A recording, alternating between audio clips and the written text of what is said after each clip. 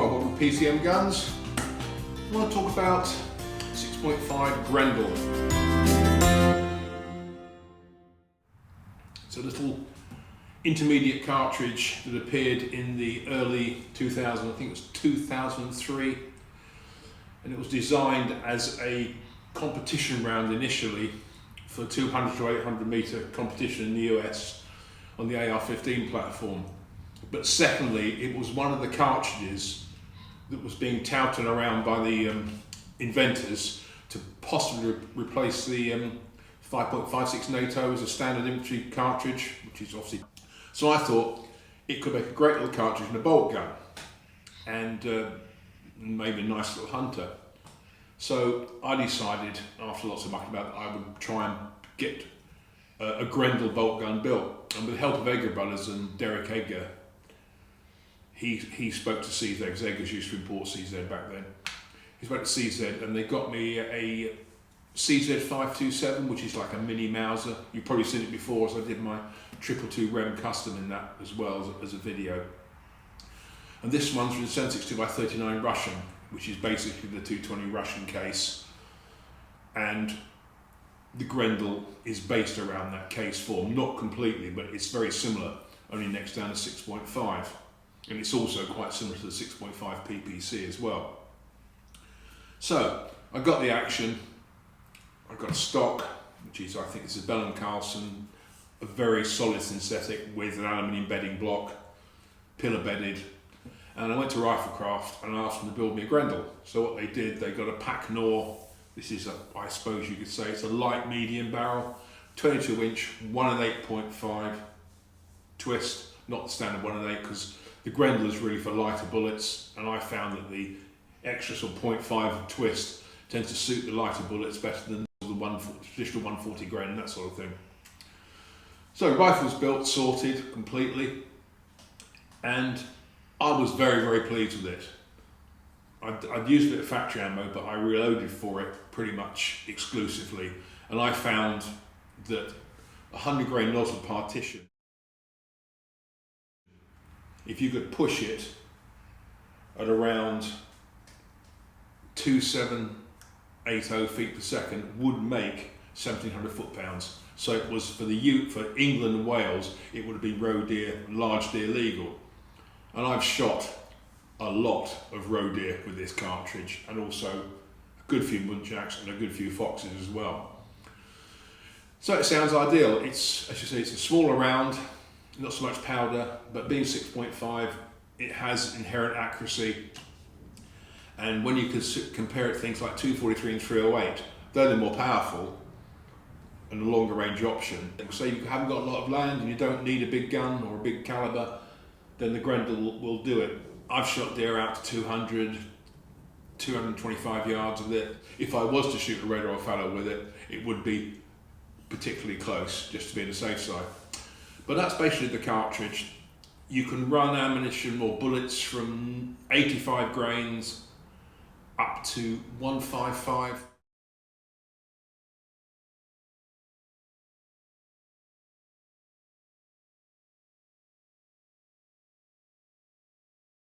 Lapua and Vitavori show data for the 140 grain bullet and the 155 Mega, which I've loaded up out of interest, and the velocity is very, very low. And that's the trick with this thing. If you're in England and Wales, if you're looking to shoot roe deer with it, then depending on the weight of bullet is how much you can push it. But going against it is the fact it's so specialised. A colleague of mine said he shot mine, he really likes it. It's super little cartridge pieces, but why would you bother with 6.5 Grendel when the Creedmoor's around, the 6.5 Creedmoor? And I have to say, he was completely right. And also, this is a custom gun. The cartridge in England never really took off. A few companies made rifles for it. I think Howard did one, and also Schultz and Larson, which I tested a few months ago in their Legacy model. They do one. And it's a clunky old action, but it's actually quite nice. So it's like a Mauser. It's got big external claw extractor, straight down bolt handle. I had to relieve this here because it was getting in the way of the scope going in. The only thing about the 527 range is a safety catch. That is fire, and that is safe. And it just strikes me, it's purely my brain perhaps working, that I'd sooner have it that you pushed it forward rather than pulled it back. It's a little thing. Magazine is a single column 5-shot mag, again a bit clunky. That little tag there's your release catch. And if you're right-hander, I'd find it would be better if the catch was on the other side. But that's it. This takes 5, but I've found the gun feeds better if you put 3 or 4 into it. Bottom metal is all steel. On this model, this is a set trigger on here, which is quite nice. Some of them don't come with set triggers, but mine did. So you push it forward, you get a lighter brake. What usually is the brake's heavier. Both brakes are reasonably crisp and quite nice. Typical CZ, the mounts are like very low flat dovetails. I think they're 15mm, and CZ offer what they call Kozak mounts for it, which are all steel, a little bit basic. But I decided I wanted to have a Picatinny rail, and once again Barton Road Gunworks came to my rescue with their 10mm Picatinny rail. It slides onto the existing bases, and there's grub screws that go down and clamp in position, but it allows me to fit what I want.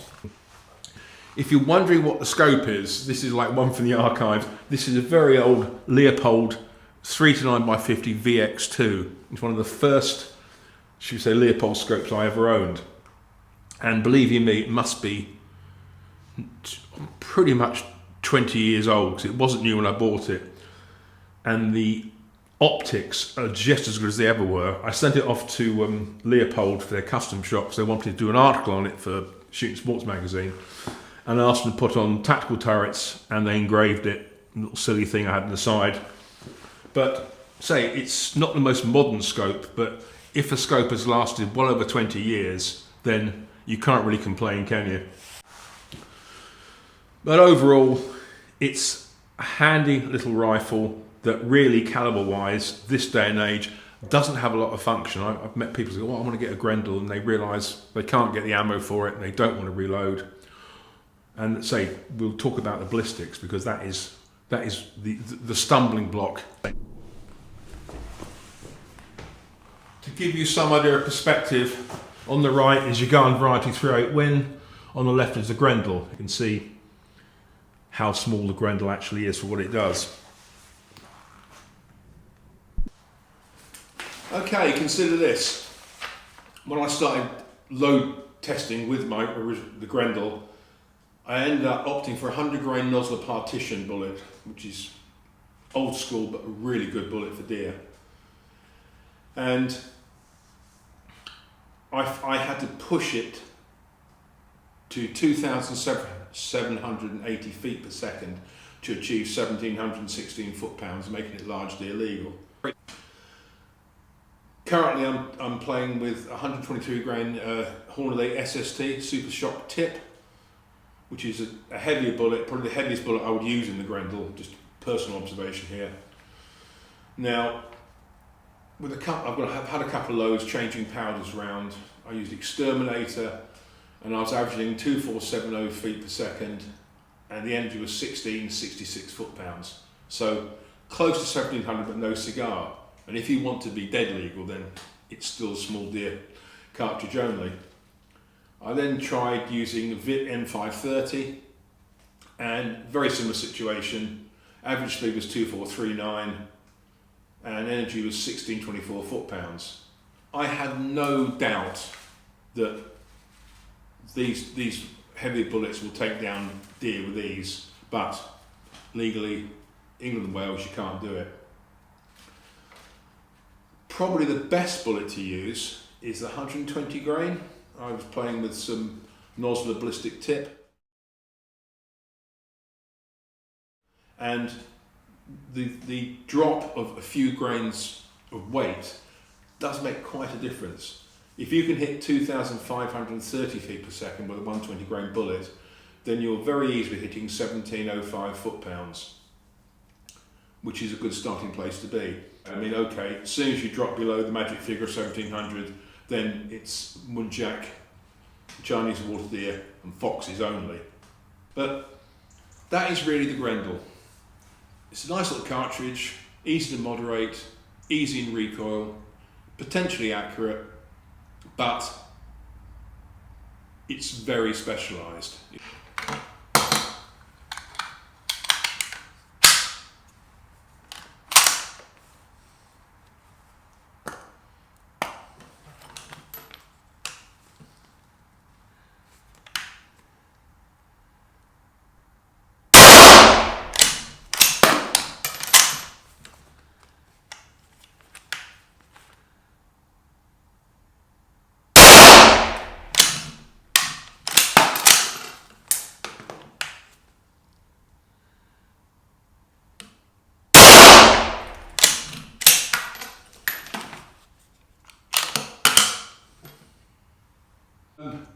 Of the two loads using the SST, I found the one that I was shooting Ramshot Exterminator with was the most accurate, and off the bench at 100 metres it was shooting 0.643 inch groups, which is not too shabby for a little cartridge like that. And so generating 1666 foot-pounds. Under large deer legal, but in the real world, does that extra sort of 34 feet per second required make a lot of difference? I don't think so. I'm not saying you should do it, but it does rather throw into sharp contrast some of the weird laws we have governing shooting live core in England and Wales. Okay, sweet little gun. I'll probably take it out and do a little bit more with it, but it's pretty much retired now because there is, if not better, more general use cartridges that can take you to what this does up to other things with complete legality. Okay, I hope you enjoyed that. If you did, tell your friends, support my channel, always appreciated. And if you need to speak to me, it's pmore.shootingsports@gmail.com. And I'm wishing you a happy Christmas and a good new year, and lots more shooting to come. So eat well, drink well, shoot well and be safe. Okay, it's Pete Moore signing off. Be good.